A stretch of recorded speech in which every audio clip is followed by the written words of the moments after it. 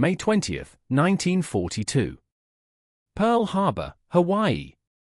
Commander Joseph Rochefort sat in the basement of the 14th Naval District Administration Building, surrounded by stacks of decoded Japanese radio messages. He was exhausted. He'd been working nearly around the clock for weeks, sleeping in a cot near his desk, surviving on coffee and sandwiches. His uniform was rumpled. He hadn't shaved in days. But Rochefort didn't care about his appearance. He cared about one thing: figuring out where the Japanese Navy would strike next. And he believed he knew the answer. For weeks, American codebreakers had been intercepting and partially decoding Japanese naval communications. The messages referenced an upcoming operation, something big. The target was repeatedly identified by two letters, AF. Rochefort was convinced AF meant Midway, the tiny atoll 1,300 miles northwest of Hawaii that served as America's westernmost outpost in the Pacific. The Japanese were planning a massive operation to capture Midway, and if they succeeded, they'd have a base within striking distance of Hawaii itself. But there was a problem: Washington didn't believe him. Navy intelligence analysts in Washington, D.C. argued that AF might mean Hawaii itself, or perhaps Johnston Island, or even the Aleutian Islands in the north. The evidence was ambiguous. The partially decoded messages didn't definitively prove where AF was located. Admiral Ernest King, Chief of Naval Operations in Washington, was skeptical of Rochefort's assessment. King had his own intelligence staff, and they weren't convinced. Without consensus on the target, the Pacific Fleet couldn't properly position its forces to counter the Japanese attack. Rochefort needed proof. He needed something undeniable that would convince the skeptics in Washington that AF meant Midway. And then he had an idea, a clever, audacious idea that would become one of the most famous intelligence operations of World War II. On May 19, Rochefort sent a message to Captain Cyril Simard, the commander of Midway Atoll. The message was carefully worded: send an uncoded radio message reporting that Midway's freshwater distillation plant has broken down and the island is experiencing a water shortage. Simard was confused but followed orders. On May 20, Midway sent an unencrypted radio message, a message anyone could intercept and read: Midway is experiencing a shortage of fresh water due to mechanical failure in the distillation plant. The message was a complete fabrication. Midway's water system was working perfectly. But Rochefort was counting on Japanese intelligence to intercept the message, believe it, and report it to their own command using encrypted communications that American codebreakers could intercept and decode. It was a trap. A simple, elegant trap. And the Japanese walked right into it. Within 24 hours, American listening stations intercepted Japanese encrypted messages. When Rochefort's team decoded them, they found exactly what they'd hoped for: AF is short on water. Japanese intelligence had intercepted Midway's fake distress message, believed it, and reported it through their encrypted communications. They'd just confirmed that AF, the target of their upcoming operation, was indeed Midway. Rochefort had his proof. He immediately sent the decoded intercepts to Washington with a simple note: AF is Midway. The water message proves it. We have approximately 2 weeks to prepare. This time, Washington couldn't argue. The evidence was incontrovertible. The Japanese themselves had confirmed the target. Admiral Chester Nimitz, Commander-in-Chief of the Pacific Fleet, received the intelligence and began positioning his forces. He ordered every available carrier to the waters north of Midway. He reinforced the atoll's defenses. He positioned submarines as an early warning screen. And he set a trap of his own, one that would destroy Japan's carrier fleet and change the course of the Pacific War. All because of 4 words in a fake message: short on fresh water. This is the story of the Midway water trick, one of the most brilliant intelligence operations in military history. It's a story about code breaking, deception, and how a simple ruse exposed Japan's most critical secret, that their naval codes were broken. But remarkably, even after the devastating defeat at Midway, Japan never realized their codes had been compromised. They attributed their loss to bad luck and American coincidence, not to American intelligence superiority. This is the story of how fake words sank for Japanese carriers and won the Pacific War. To understand the Midway water trick, we need to understand the world of World War II code breaking and the desperate intelligence battle happening in spring 1942. After Pearl Harbor, the United States faced a catastrophic situation in the Pacific. The battleship fleet was destroyed. The Philippines were falling. Wake Island had been captured. Japan seemed unstoppable, advancing rapidly across the Pacific and Southeast Asia. American commanders desperately needed intelligence about Japanese intentions. Where would they strike next? With limited forces, the US couldn't defend everywhere. They needed to know where to position their remaining carriers and ships for maximum effect. The answer lay in Japanese communications. If American codebreakers could crack Japanese naval codes and read their operational messages, they could anticipate Japanese moves and position forces accordingly. But Japanese codes were sophisticated. The primary naval code, called JN-25 by American cryptanalysts, used a complex system of numerical code groups combined with additive tables that changed regularly. Breaking it required not just mathematical skill but also understanding Japanese naval terminology, pattern recognition, and enormous amounts of tedious work comparing intercepted messages to look for repeated patterns. The center of American code-breaking effort in the Pacific was a unit called Station Hypo, located in the basement of the 14th Naval District Administration Building at Pearl Harbor. The unit was officially designated Fleet Radio Unit Pacific, FRUPAC, but everyone called it Hypo after its radio call sign. And Hypo was led by one of the most brilliant and eccentric code-breakers America has ever produced, Commander Joseph Rochefort. Joseph John Rochefort was born in 1900 in California and joined the Navy in 1918. He showed early aptitude for languages and cryptanalysis, and the Navy sent him to Japan in the 1920s to study Japanese language and culture. He became fluent in Japanese, one of relatively few American officers with that capability. In the 1930s, Rochefort specialized in cryptanalysis and communications intelligence. By 1941, he was one of the Navy's top code-breaking experts. When war came, he was assigned to lead Station Hypo at Pearl Harbor. Rochefort was unconventional. He often worked in his bathrobe and slippers in the underground facility, claiming it helped him think. He was obsessive, working 20-hour days during critical periods. He had an intuitive feel for code breaking that combined mathematical analysis with psychological insight into how Japanese communications officers thought. His team at Hypo was small, only about 60 to 70 people, including linguists, cryptanalysts, radio operators, and support staff. They worked in a windowless basement facility, surrounded by filing cabinets full of intercepted messages, working at tables covered with worksheets showing partially decoded Japanese communications. The work was tedious and difficult. JN-25 messages came in as streams of 5-digit numbers. Each number corresponded to a Japanese word or phrase, but the correspondence was concealed by additive tables, more numbers that were added to the original code groups to obscure them. To decode a message, you first had to strip the additives, then look up what each code group meant in the code dictionary. But the Americans didn't have the Japanese code dictionary or the additive tables. They had to reconstruct them through analysis, finding patterns, making guesses, testing hypotheses against other messages. It was like solving a massive jigsaw puzzle where most of the pieces were missing and the picture kept changing. By early 1942, Rochefort's team could decode perhaps 10 to 15% of intercepted JN-25 messages, enough to get the gist of Japanese communications but not enough to read everything. They could identify major operations being planned, but details were often unclear. And crucially, Japanese communications used two-letter designators for locations AF, AH, AO, etc., and the Americans often couldn't definitively determine which designator referred to which location. This ambiguity would become critical in May 1942. In late April and early May 1942, Station Hypo began intercepting an unusual volume of Japanese naval communications. Something big was being planned. The messages referenced a major operation scheduled for early June involving multiple carrier divisions, battleships, and amphibious forces.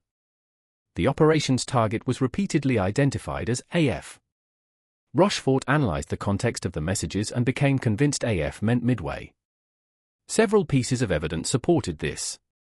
Geographic references. Some messages mentioned AF in conjunction with other locations whose designators Rochefort had already identified.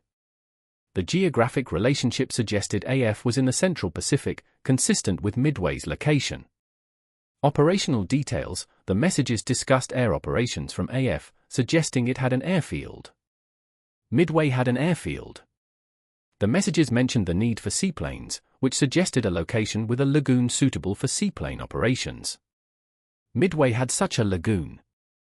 Strategic logic. After the Doolittle raid on Tokyo in April, when American B-25 bombers launched from the carrier Hornet bombed the Japanese capital, Japanese leadership was desperate to extend their defensive perimeter and eliminate the American carrier threat. Attacking Midway made strategic sense. It would draw out the American carriers for a decisive battle, and capturing Midway would provide Japan with an advance base for operations against Hawaii. Past patterns. In previous Japanese operations, the two-letter designators followed a geographic pattern. Based on that pattern, AF should be Midway. Rochefort was confident. He estimated 85 to 90% certainty that AF meant Midway. But confidence isn't proof. And in Washington, D.C., Navy intelligence analysts weren't convinced. The debate between Rochefort in Pearl Harbor and intelligence analysts in Washington, D.C. became increasingly heated throughout early May. The Office of Naval Intelligence in Washington had their own code-breaking unit and their own theories. Some analysts thought AF might mean Hawaii itself, specifically, Oahu. Others suggested Johnston Island, a tiny atoll about 700 miles southwest of Hawaii. Still others thought the two-letter designators might not be geographic at all but might refer to operational code names or unit designations. Part of the disagreement stemmed from institutional rivalry. Washington intelligence analysts resented that a field unit like Station Hypo was making major strategic assessments. There was also personal friction. Some Washington officers thought Rochefort was too unconventional, too confident, too unwilling to consider alternative interpretations. But the deeper problem was the inherent ambiguity of partially decoded intelligence. When you can only read 10 to 15% of intercepted messages, interpretation requires educated guessing. Different analysts, looking at the same incomplete information, can reach different conclusions. Admiral Ernest King in Washington needed consensus before committing limited American forces. If Rochefort was right and AF meant Midway, Nimitz should position carriers there to ambush the Japanese fleet. But if Rochefort was wrong, if AF actually meant Hawaii or somewhere else, then positioning carriers at Midway would leave other critical areas undefended. The stakes were enormous. America had only 3 operational carriers in the Pacific: Enterprise, Hornet, and Yorktown, damaged but being rushed through repairs. If those carriers were positioned incorrectly, they might miss the Japanese fleet entirely. Or worse, they might be caught by surprise and destroyed, leaving the US with no carrier force at all. King needed proof. He needed something definitive that would resolve the debate. Nimitz, who had confidence in Rochefort, asked him, "Can you prove AF is Midway?" Rochefort thought about it. Then he had his idea. The water trick was elegant in its simplicity. Rochefort knew that Japanese intelligence was monitoring American radio communications. They had listening stations throughout the Pacific and could intercept unencrypted American messages. If American forces transmitted something in the clear, unencrypted, Japanese intelligence would hear it and might report it to their own command using encrypted communications. So, have Midway send an unencrypted message about some distinctive problem. Then wait and see if Japanese encrypted communications mention that same problem in connection with AF. If they do, you've proven AF is Midway.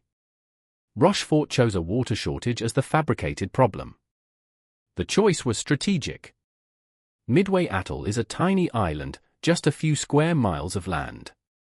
Fresh water had to be produced by distillation of seawater, as there's no natural freshwater source.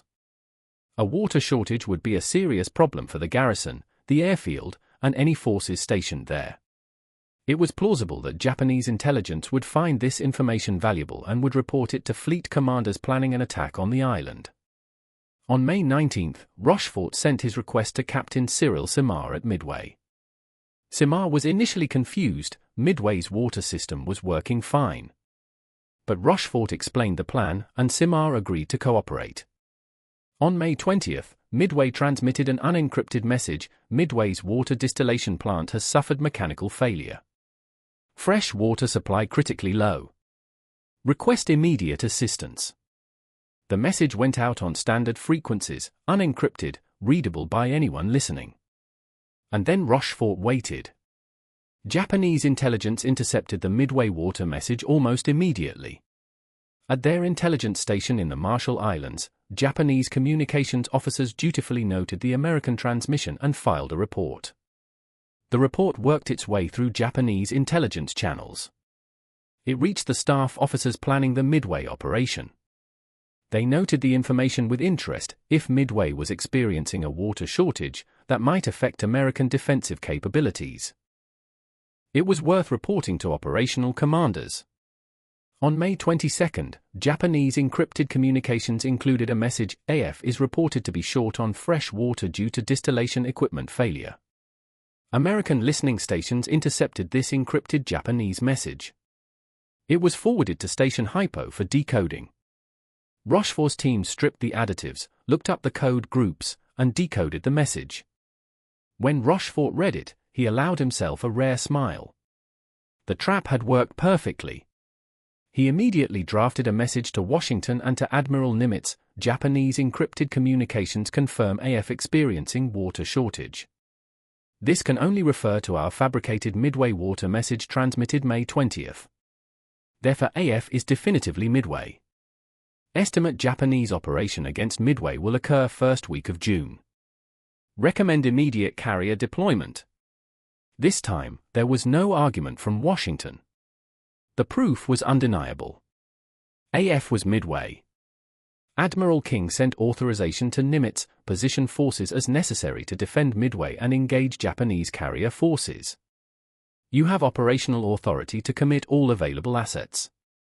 Nimitz began positioning his forces for the most important naval battle of the Pacific War. The water trick proved AF was Midway, but Rochefort's team continued decoding Japanese messages to learn more details about the planned operation. By late May, Station Hypo had pieced together an impressive amount of intelligence about what the Japanese were calling Operation MI, the Midway operation. Timing: the attack would occur on June 4 or 5, with carrier strikes on Midway's airfield beginning around dawn. Forces: Japan was committing nearly its entire combined fleet, for fleet carriers, Akagi, Kaga, Soryu, and Hiryu, multiple battleships, cruisers, destroyers, and an invasion force with transports carrying 5,000 troops. Commanders: Vice Admiral Chuichi Nagumo would command the carrier strike force, the same officer who had commanded the Pearl Harbor attack. Operational plan: carrier strikes would neutralize Midway's air defenses. After the airfield was destroyed, battleships would bombard the island. Then amphibious forces would land and capture the atoll. The operation was designed to draw out the American carriers, which Japan expected to sortie from Pearl Harbor to defend Midway. When the American carriers appeared, the Japanese fleet would destroy them in a decisive battle. Japanese assumptions: Japanese intelligence believed the American carriers were either in the South Pacific near the Coral Sea or were in port at Pearl Harbor. They did not expect American carriers to be already positioned near Midway when the attack began. This last point was critical. The entire Japanese plan assumed they'd achieve strategic surprise. They'd attack Midway, the Americans would react by rushing carriers from Pearl Harbor, and the Japanese fleet would be waiting to ambush them. But thanks to Rochefort's code breaking, Nimitz knew the plan in advance. He could position his carriers north of Midway before the Japanese arrived. The Japanese would be the ones surprised. The ambushers would be ambushed. Admiral Nimitz faced significant challenges in preparing for the battle. He had 3 carriers available. Enterprise and Hornet were relatively fresh, having just returned from the Doolittle raid operation. But Yorktown had been damaged in the Battle of the Coral Sea just weeks earlier. Yorktown had taken bomb damage that normally would have required months of repair work at a major shipyard. Nimitz couldn't wait months. He needed every available carrier for the Midway operation. He ordered Yorktown into dry dock at Pearl Harbor with instructions to repair her in 3 days, not months, 3 days. The Pearl Harbor Navy Yard worked around the clock.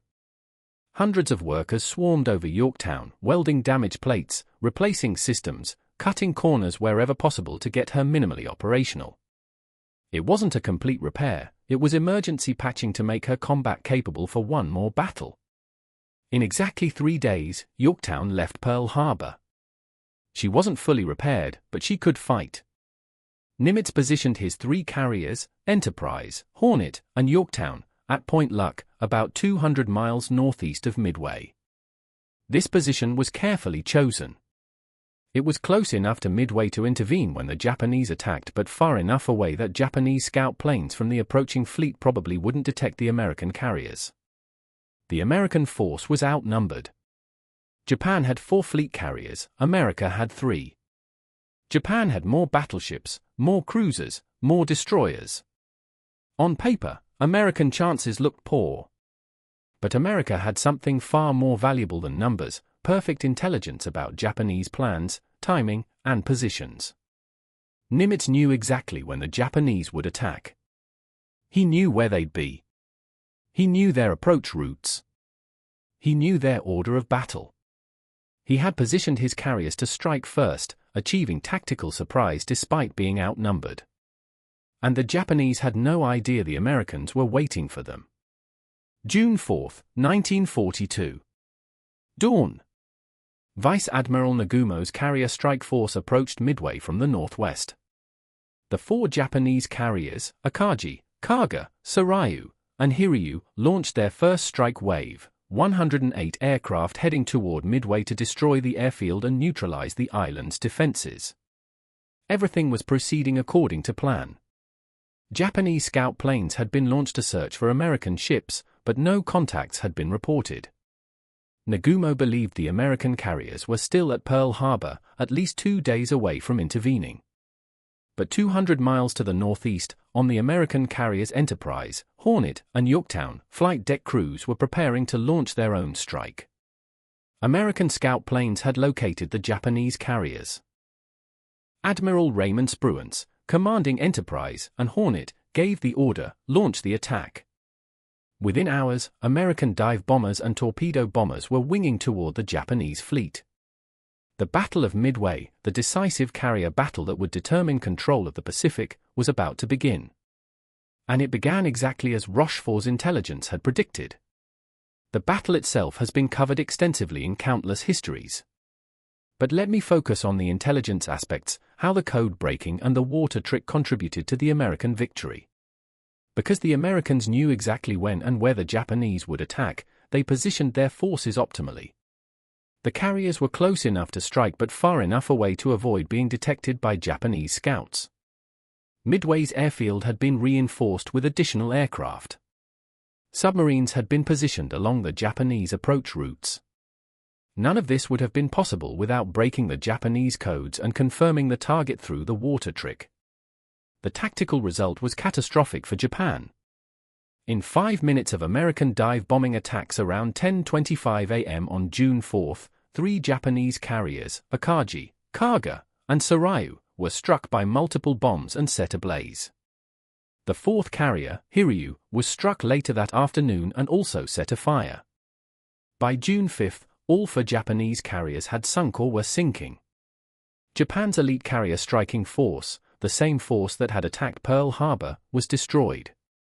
American casualties were also significant. Yorktown was struck by Japanese aircraft and eventually sunk. Many American aircraft were shot down. But America could afford to lose 1 carrier and dozens of aircraft. Japan couldn't afford to lose 4 carriers and hundreds of their most experienced pilots. Midway was a decisive American victory. It shifted the balance of power in the Pacific. After Midway, Japan was on the strategic defensive, never again able to mount large-scale offensive operations. And this victory was enabled by a simple intelligence trick, a fake water shortage that confirmed where the Japanese would attack. Here's the remarkable part: even after the devastating defeat at Midway, Japan never realized their codes were compromised. Think about this from the Japanese perspective. They'd planned a secret operation. They'd maintained strict radio silence where possible. They'd used their most secure codes. And somehow, the Americans were waiting for them at exactly the right place at exactly the right time. How did the Americans know? Japanese intelligence officers debated this question intensively after Midway. Several theories were proposed. Theory 1, submarine reconnaissance. Perhaps an American submarine had detected the Japanese fleet approaching and radioed warnings. Theory 2, long-range scout aircraft. Maybe American patrol aircraft from Midway had spotted the Japanese fleet beyond normal search ranges. Theory 3, lucky guess. Perhaps American commanders had correctly guessed that Midway would be the target based on strategic logic. Theory 4, traitor. Some paranoid officers suggested there might be a traitor in Japanese naval headquarters leaking information. But the theory that their codes were broken? That was considered but ultimately dismissed as unlikely. Japanese cryptographers insisted their codes were secure. The JN-25 system was too complex to break without capture of code materials. And if the Americans had broken the codes, surely they would have exploited that advantage in other battles, not just Midway. The water shortage was noted but attributed to coincidence. Yes, Midway had reported a water problem, and yes, Japanese intelligence had reported that information. But surely that was just routine intelligence gathering, not evidence of code breaking. This is the most extraordinary aspect of the Midway water trick. It was so clever that even when it worked perfectly, the enemy didn't realize they'd been deceived. The Japanese failure to recognize their codes were broken had enormous consequences for the rest of the war. Japan continued using JN-25 and related naval codes throughout 1942 and 1943.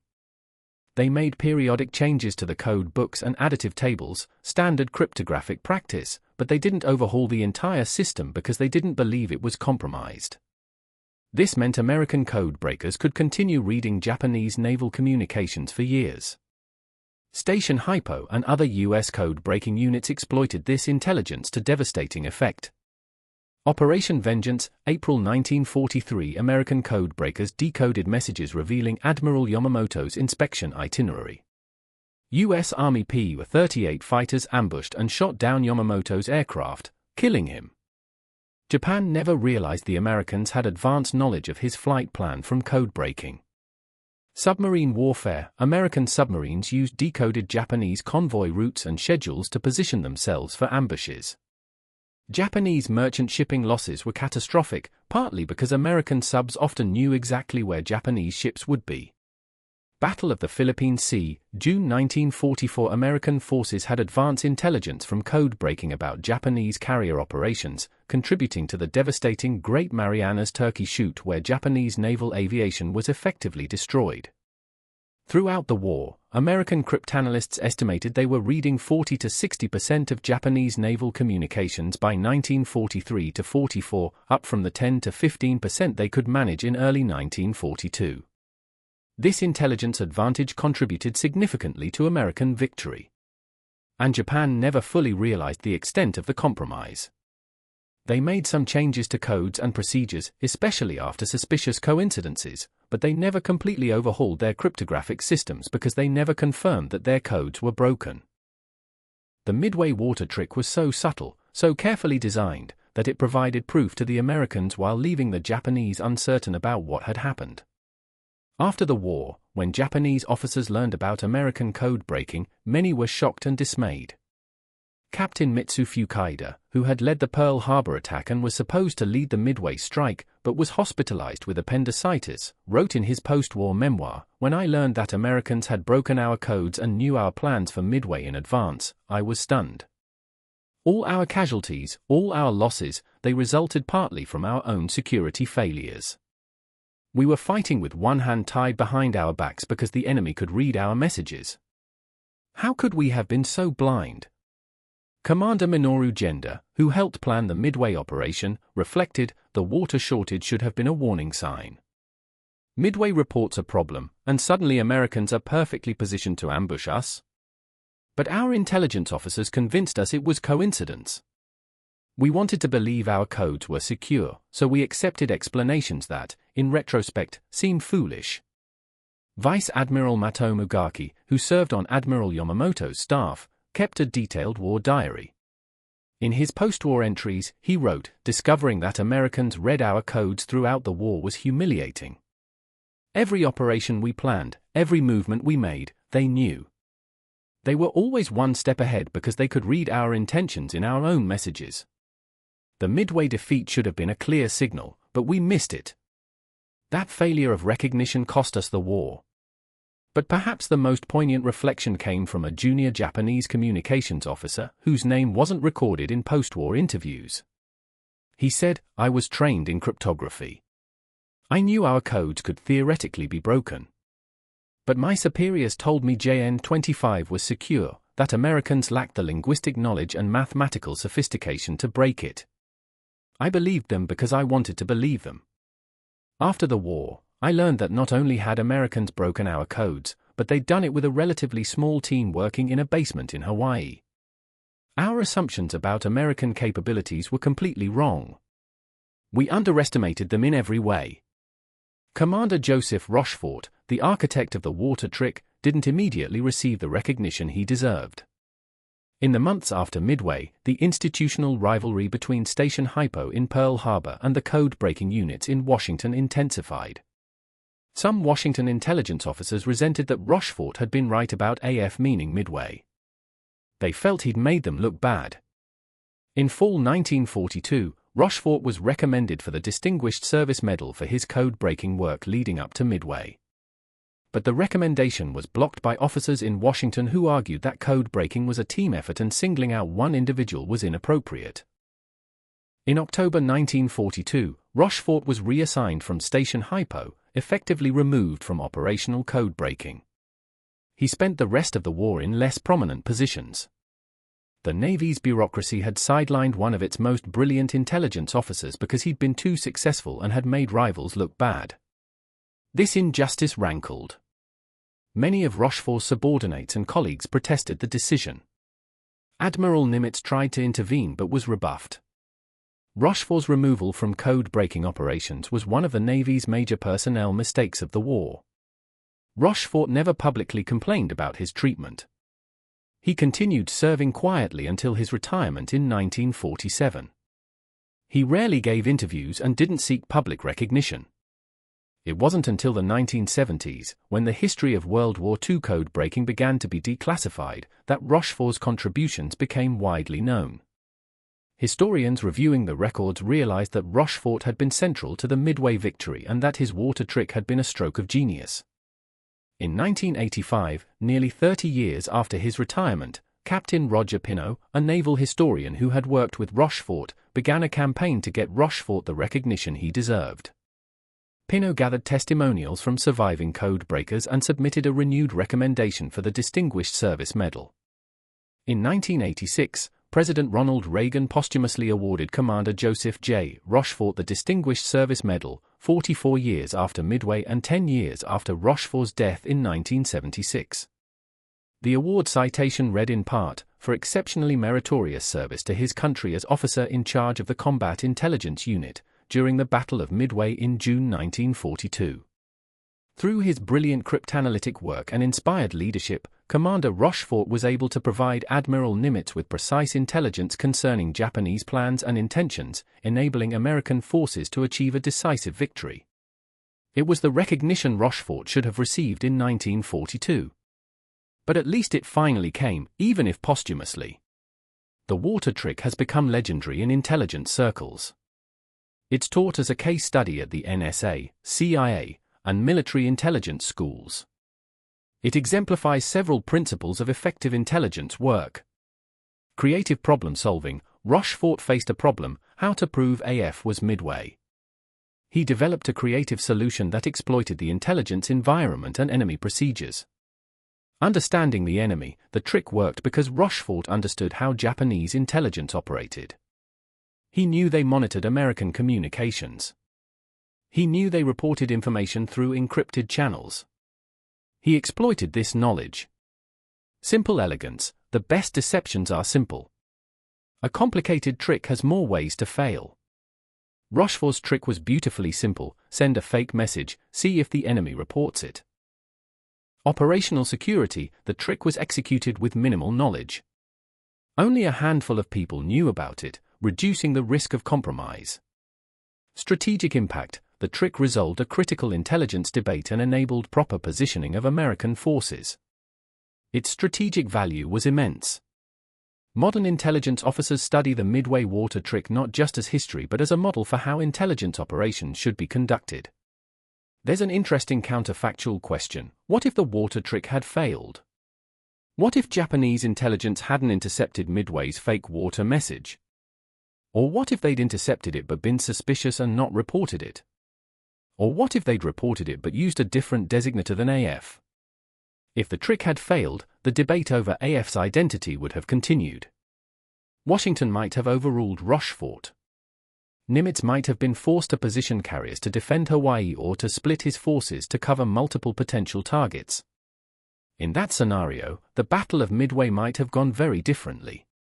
If American carriers weren't positioned perfectly north of Midway, they might have missed the Japanese fleet entirely. Or they might have been caught by surprise and defeated.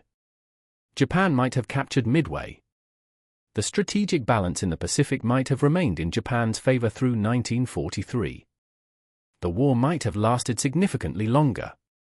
All of this was avoided because of a simple intelligence trick that worked perfectly.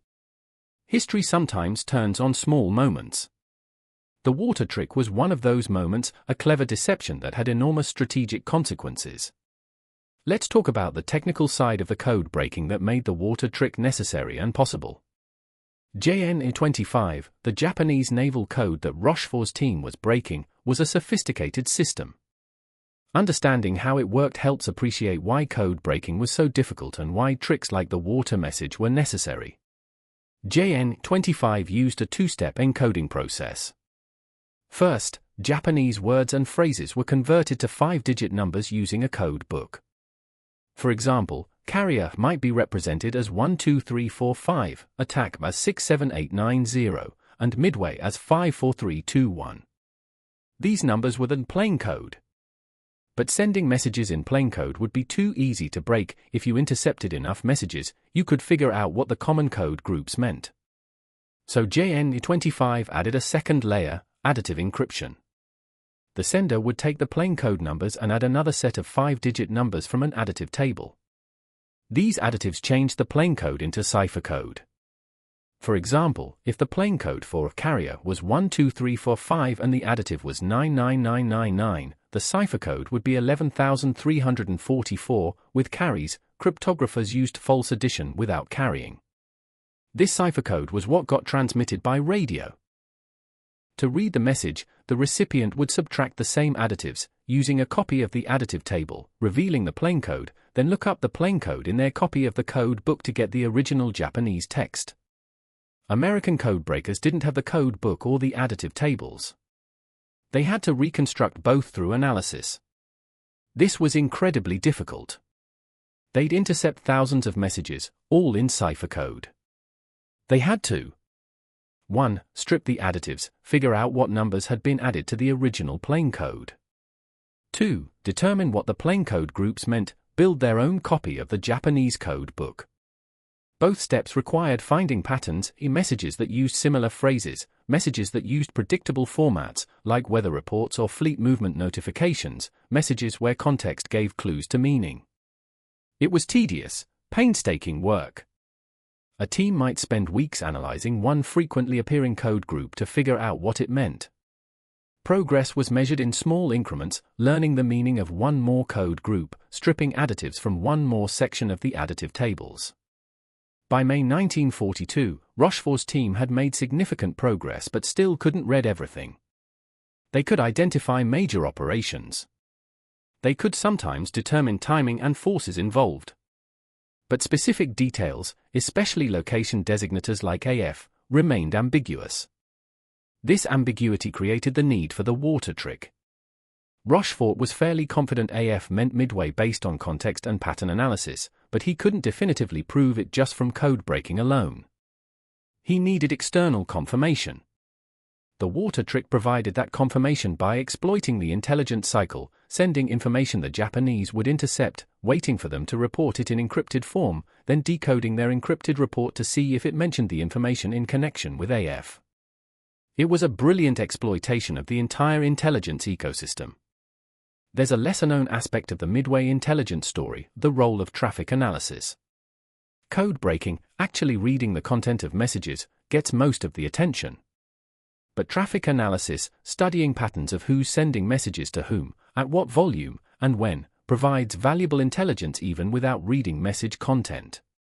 In the weeks before Midway, American radio intelligence operators noticed increased radio traffic among Japanese naval units. Even without decoding the messages, the pattern of communications indicated something major was being organized. Certain units that normally operated independently were suddenly exchanging messages with fleet headquarters. Radio call signs associated with carrier divisions showed increased activity. The sheer volume of transmission suggested a large-scale operation was being coordinated. Traffic analysis also revealed geographic patterns. Japanese radio transmissions originated from locations across the Central and Western Pacific, but the message flow converged toward operational headquarters.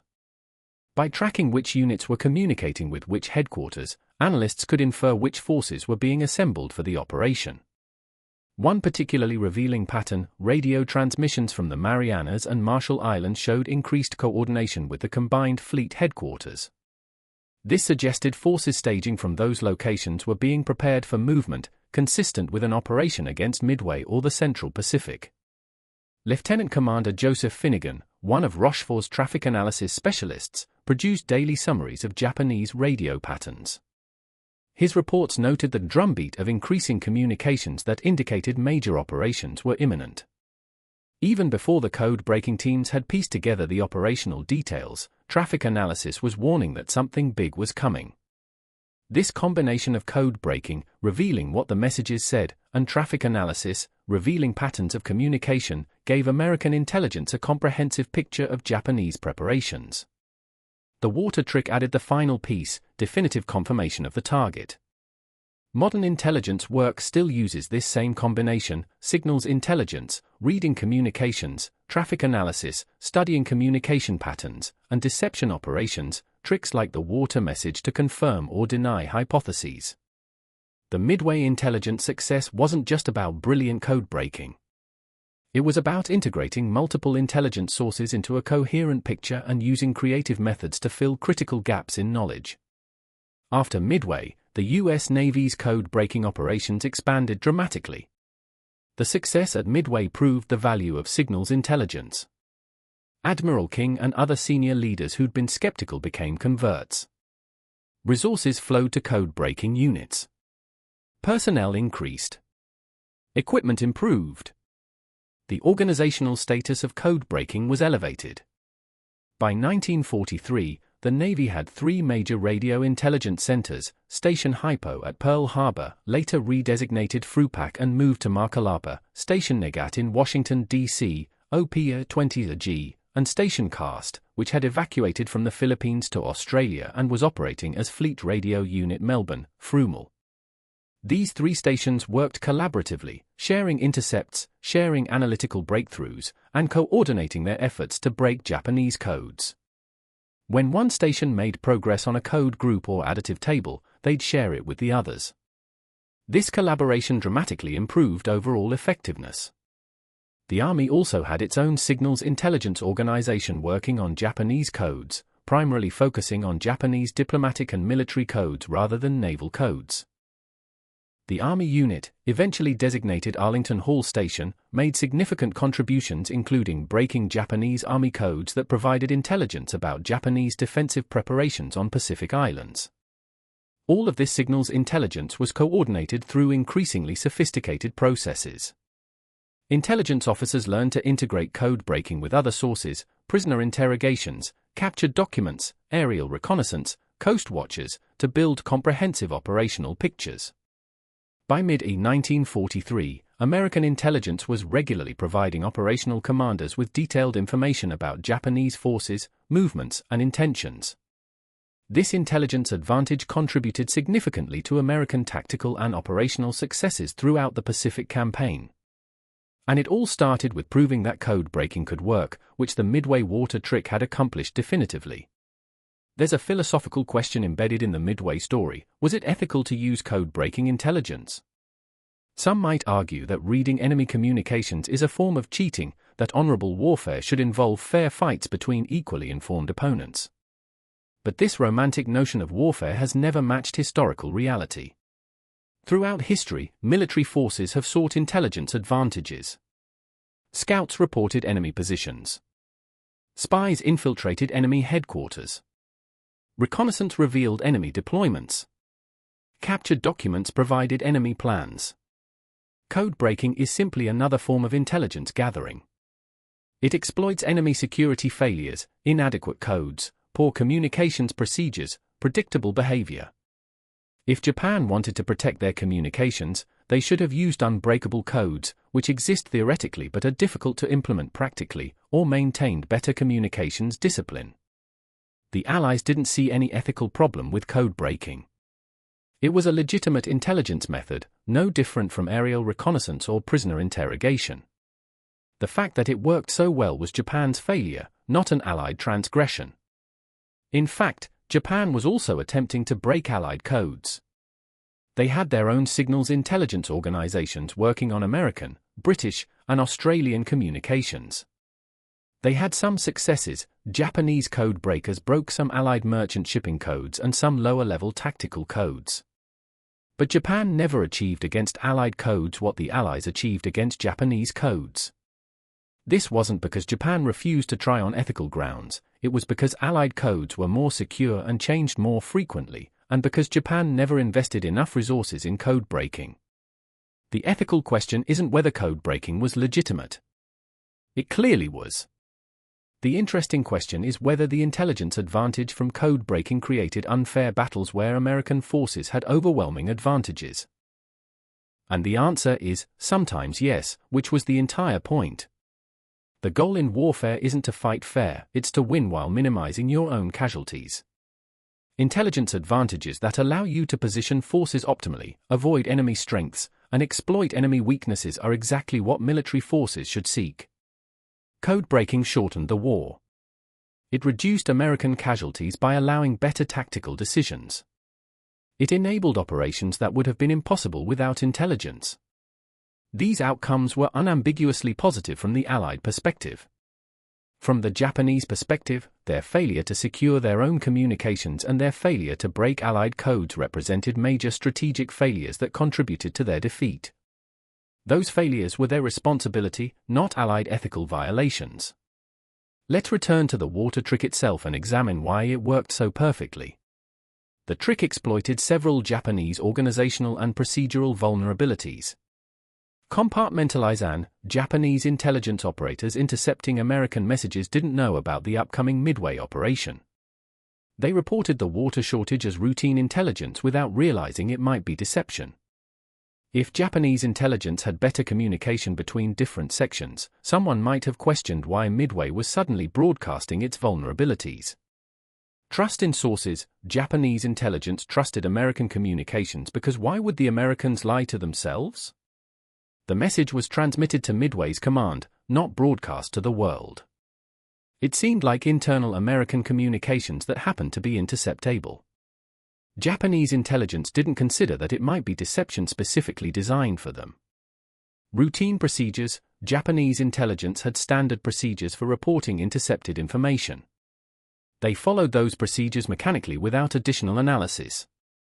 The water shortage was reported up the chain because that's what you do with any intelligence about potential targets. Confirmation bias: Japanese operational planners wanted information about Midway's vulnerabilities because they were planning to attack it. When intelligence reported a water shortage, it confirmed their existing beliefs that they could successfully capture the island. They accepted the information uncritically because it fit their operational assumptions. Lack of counterintelligence awareness: Japanese intelligence didn't systematically consider whether their codes might be broken and whether the Americans might be feeding them deception. They focused on collecting intelligence, not on protecting their own communications or questioning whether enemy communications might be deceptive. All of these vulnerabilities combined to make the water trick work perfectly.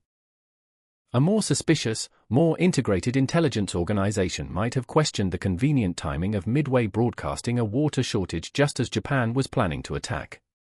But Japan's intelligence organizations didn't make that connection. This reveals something important about intelligence work: it's not just about collecting information.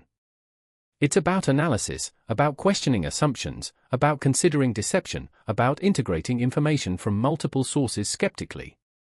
Japan failed at these higher-order intelligence functions, and the water trick exploited those failures. Commander Edwin Layton, Admiral Nimitz' intelligence officer, played a crucial but often overlooked role in the Midway intelligence story. Layton was the liaison between Rochefort's station Hypo and Nimitz's operational staff. He translated code-breaking intelligence into operationally useful briefings for Nimitz. He advocated for Rochefort's assessments when they were questioned by Washington. And he had Nimitz's trust, which was critical. On May 27, 1942, Nimitz asked Layton a direct question: what will the Japanese do? Layton, relying on Rochefort's intelligence, gave a remarkably specific answer: they will come at Midway from the northwest on bearing 325 degrees. They will be sighted at about 175 miles from Midway, and the time will be about 0600 Midway time on June 4. Nimitz raised an eyebrow. This is pretty specific. How confident are you? Layton replied, Admiral, I am as confident in this intelligence as I can possibly be. Rochefort's team has decoded enough messages to know the Japanese plan in detail. The water trick confirmed the target.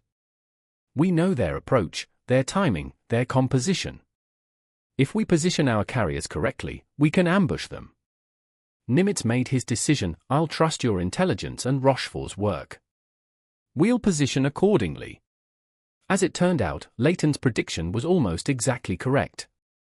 Japanese carriers were sighted at 053 for Midway time on June 4, at approximately 180 miles from Midway, approaching from the northwest.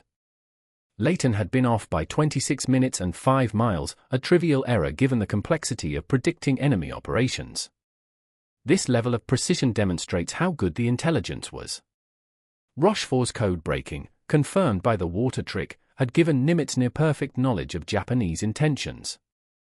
Layton's role was essential because intelligence is only useful if operational commanders trust it and act on it. Layton built that trust through consistently accurate intelligence assessments and by explaining the basis for his conclusions clearly. Nimitz trusted Layton, so he trusted Rochefort's intelligence, so he positioned his forces based on code breaking, and won the battle. After the war, Layton wrote a memoir titled "And I Was There" that detailed the intelligence operations leading to Midway. In it, he paid tribute to Rochefort. Joe Rochefort was the unsung hero of Midway. His team did the impossible, breaking enough of the Japanese code to know their plans in detail. The water trick was brilliant. And yet Rochefort received shabby treatment from the Navy bureaucracy. It's one of the great injustices of the war that Rochefort wasn't properly recognized until decades later. Let's discuss what Japanese intelligence could have done differently to avoid the water trick or detect the deception. Better compartmentalize and review. If Japanese intelligence had cross-checked intercepted American communications against their own operational planning, someone might have noticed the suspicious timing. Midway reports a water shortage just as Japan is planning to attack Midway? That's worth questioning. Counterintelligence analysis. A dedicated counterintelligence section should have been constantly asking, what if our codes are broken? What would that look like? How would we detect it? If Japan had conducted systematic analysis of whether their communications were secure, they might have spotted patterns suggesting compromise. Deception awareness. Intelligence organizations should assume enemy communications might contain deception. Japanese intelligence should have questioned whether the Midway water message might be bait designed to elicit a response. The fact that they reported it immediately in encrypted form without questioning it showed lack of deception awareness. Communications discipline. After Midway, Japan should have immediately suspected code breaking and overhauled their entire communication security. The fact that Americans were perfectly positioned suggested intelligence compromise. Japan's failure to act decisively on this suspicion was a major error. Comparative analysis. If Japanese intelligence had tracked all AF references and compared them to subsequent events, they might have noticed patterns suggesting Americans knew what AF meant. But this kind of meta-analysis, analyzing your own analytical products to look for compromise indicators, apparently wasn't conducted systematically. None of these measures were beyond Japan's capabilities. But they required a different organizational culture, one more focused on security, more suspicious, more willing to question assumptions. Japan's intelligence culture was focused on collecting information about enemies, not on protecting their own information or questioning their own security. This cultural difference contributed significantly to the intelligence imbalance that favored the Allies throughout the war. There's a modern legacy to the Midway water trick in how intelligence organizations think about deception operations. The National Security Agency, which handles American signals intelligence, teaches the Midway water trick as a classic example of active intelligence operations, intelligence gathering that involves actively manipulating the environment to elicit responses from adversaries. Modern intelligence operations use similar techniques. For example, canary traps. If you suspect a leak, you give different versions of a document to different people, each with a unique identifier. When the leak occurs, you can trace which version leaked and therefore identify the source. This is conceptually similar to the water trick, manipulating information to get exploitable responses. Honeypots. Cybersecurity experts create fake systems that look vulnerable to attract hackers. When hackers attack the honeypot, defenders learn about their techniques. Again, similar concept, offering bait to elicit responses that reveal adversary capabilities. False flag operations. Intelligence services sometimes conduct operations designed to be attributed to adversaries, observing how those adversaries respond to being accused. The responses can reveal adversary capabilities, procedures, or relationships. All of these modern techniques owe conceptual debt to operations like the Midway water trick. The basic principle is the same: manipulate the information environment in a controlled way, observe adversary responses, and use those responses to confirm or deny intelligence hypotheses. The NSA explicitly teaches that the best intelligence operations are those the adversary never realizes occurred. The Midway water trick exemplifies this. It worked perfectly, and the adversary never conclusively determined their codes were broken. Let's talk about the human side of code breaking, what it was like to work in Station Hypo during the lead-up to Midway. Jasper Holmes, one of Rochefort's officers, later wrote about the experience. We worked in a windowless basement, artificial light 24 hours a day, no sense of time passing. You'd work for 12 to 16 hours, catch a few hours sleep on a cot, wake up and go right back to work. The air was stale, heavy with cigarette smoke. Coffee and sandwiches kept us going. The work itself was maddeningly difficult.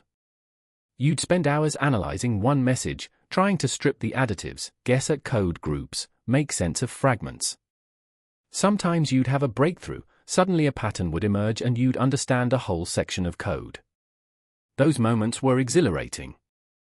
But most of the time it was tedious, repetitive work with no immediate results.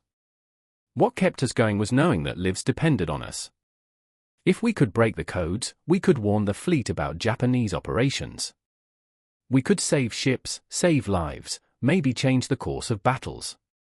That sense of purpose drove us through the exhaustion. Thomas Dyer, a cryptanalyst at Station Hypo, described the moment they decoded the Japanese message about AF being short on water. I was the one who decoded that message. When I saw AF and water shortage in the same sentence, I knew immediately what it meant. I shouted across the room to Rochefort, "Joe! The water trick worked." They reported it. Everyone stopped what they were doing. There was this moment of absolute silence, and then everyone started cheering. We'd proven AF was Midway.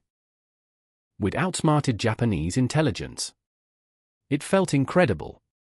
But then Rochefort quieted everyone down. He said, "Good work. Now get back to it. We've got 2 weeks to learn everything we can about their operation plan." And we went right back to work, decoding more messages, building the operational picture. There was no time to celebrate, too much still to do. These personal recollections reveal the intensity, pressure, and dedication of the code-breaking teams. They weren't just solving abstract puzzles, they were racing against time to provide intelligence that would determine whether American forces lived or died in the upcoming battle. After Midway, the operational security around American code breaking became even more stringent. The Navy was terrified that Japan would discover their codes were broken. If that happened, Japan would change their entire cryptographic system and American intelligence would be blind for months or longer while codebreakers worked to break the new system. Admiral King issued strict orders: intelligence derived from code breaking had to be protected at all costs. Operational commanders receiving this intelligence were not told where it came from. They were told reliable intelligence indicates, without explanation of how that intelligence was obtained. This created some friction. Commanders naturally wanted to know the reliability of their intelligence sources. Were they getting information from spies, from aerial reconnaissance, from prisoner interrogations, from captured documents, or from something else? The credibility of intelligence depends partly on understanding its sources. But the Navy couldn't risk revealing code breaking. So they created cover stories. If code breaking revealed a Japanese convoy's route, they'd send a scout plane to discover the convoy, then radio that discovery so commanders could claim they learned about the convoy from aerial reconnaissance. If code breaking revealed an enemy base location, they'd create paperwork suggesting that information came from coast watchers or intelligence reports. These cover operations were elaborate and time-consuming, but they were essential. Japan had to believe every American intelligence success had an explanation other than code breaking. This operational security remained in place throughout the war. Even most American service members didn't know their side was reading Japanese codes. The secret was restricted to a small group of intelligence officers, senior commanders, and the code breakers themselves. The secrecy persisted even after the war. The existence of American code breaking wasn't publicly revealed until the 1960s, and many details remained classified until the 1990s. This long-term secrecy was motivated partly by not wanting to reveal code-breaking techniques to potential Cold War adversaries. There's one more person who deserves mention in the Midway intelligence story: Agnes Meyer Driscoll. Driscoll, known as Miss Aggie to colleagues, was one of the pioneering American cryptanalysts. She'd been breaking code since World War I and had made fundamental contributions to understanding Japanese naval codes in the 1920s and 1930s. While Rochefort and Station Hypo get most of the credit for Midway intelligence, Driscoll's earlier work on JN-25 provided the foundation. She'd helped develop the analytical techniques for attacking Japanese codes. She'd trained many of the cryptanalysts who later worked at Station Hypo. And she continued working on Japanese naval codes from Washington throughout the war. Driscoll's contributions were even more remarkable given the era. As a woman in a male-dominated field in the 1920s-40s, she faced discrimination and skepticism. But her skills were undeniable, and she earned respect through sheer competence. After the war, like Rochefort, Driscoll received insufficient recognition for her contributions. The secrecy surrounding code breaking meant her achievements weren't publicly known. She retired in 1949 without public honors commensurate with her contributions to American victory. In recent decades, historians have worked to recover and recognize the contributions of women codebreakers like Driscoll. The NSA has named buildings after her. Naval cryptologic organizations honor her legacy.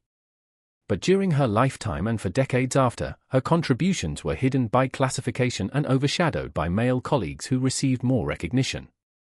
The Midway intelligence success was built on work by many people, including unsung contributors like Driscoll, whose foundational work made later successes possible.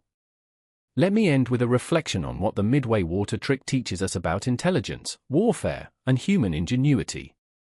The trick was simple: for fake words about a water shortage. But those 4 words resolved a critical intelligence question and enabled the most important American naval victory of the Pacific War. The simplicity is part of what makes it brilliant. Rochefort didn't devise some elaborate, complicated deception. He created an elegant trap that exploited basic features of the intelligence environment. Enemies monitor your communications, they report what they learn through their own communications, and you can intercept and decode those communications. The trick demonstrates that intelligence work isn't just about collection and analysis. It's also about creativity, about thinking unconventionally, about being willing to try unorthodox solutions to difficult problems. It also demonstrates the importance of having the right people in the right positions. Rochefort had the technical knowledge, understanding of codes and communications, the cultural knowledge, understanding of Japanese procedures, and the creative thinking to devise the water trick. The Navy was fortunate to have him leading Station Hypo at that critical moment. But the story also shows organizational failure. After achieving one of the greatest intelligence successes in naval history, Rochefort was sidelined by bureaucratic rivalry. The organization failed to protect and promote one of its most valuable officers. This was a self-inflicted wound that probably degraded American intelligence effectiveness for the remainder of the war. Finally, the story reveals something about how wars are won. Popular imagination focuses on battles, the drama of combat, the courage of sailors and pilots, the tactical decisions of commanders. Those things matter. But wars are also won by intelligence officers working in basement rooms, decoding messages, analyzing patterns, and devising clever tricks to confirm what the enemy intends. For word sank for carriers. That's the power of intelligence done right. Epilogue: The lasting legacy. Today, the story of the Midway water trick is taught at every military intelligence school in the United States. It appears in NSA training materials. CIA case officers study it. Military historians cite it as a textbook example of successful intelligence operations. The basement room where Station Hypo operated has been preserved and is now a National Historic Landmark. Visitors can see the space where Rochefort and his team worked those grueling hours decoding Japanese messages. At the National Cryptologic Museum, run by the NSA, there's an exhibit dedicated to the Battle of Midway intelligence. It includes some of the original worksheets used by Rochefort's team, showing their handwritten notes as they decoded Japanese messages. And it includes a recreation of the fake water shortage message for simple words that changed history. Commander Joseph J. Rochefort is now recognized as one of the great intelligence officers in American history. The Navy's cryptologic community considers him a founding figure. The annual award for excellence in cryptology is named after him. But perhaps the greatest tribute to Rochefort came from Admiral Nimitz himself. In his post-war memoir, Nimitz wrote, "The Battle of Midway was won before the battle was fought. We won it through intelligence. Joe Rochefort and his team gave us eyes to see Japanese intentions. The water trick gave us certainty where before we had doubt. That intelligence allowed us to position our forces perfectly. The tactical victory was won by brave pilots and sailors, but the strategic victory was won by codebreakers working in a basement in Hawaii. Joe Rochefort never commanded a ship in battle. He never fired a shot at the enemy. But he contributed more to American victory at Midway than most admirals contribute in their entire careers. That's the power of intelligence. That's what happens when you have the right person, with the right skills, at the right time, willing to think creatively about difficult problems. For words, short on fresh water, sank for Japanese carriers. Never underestimate the power of good intelligence.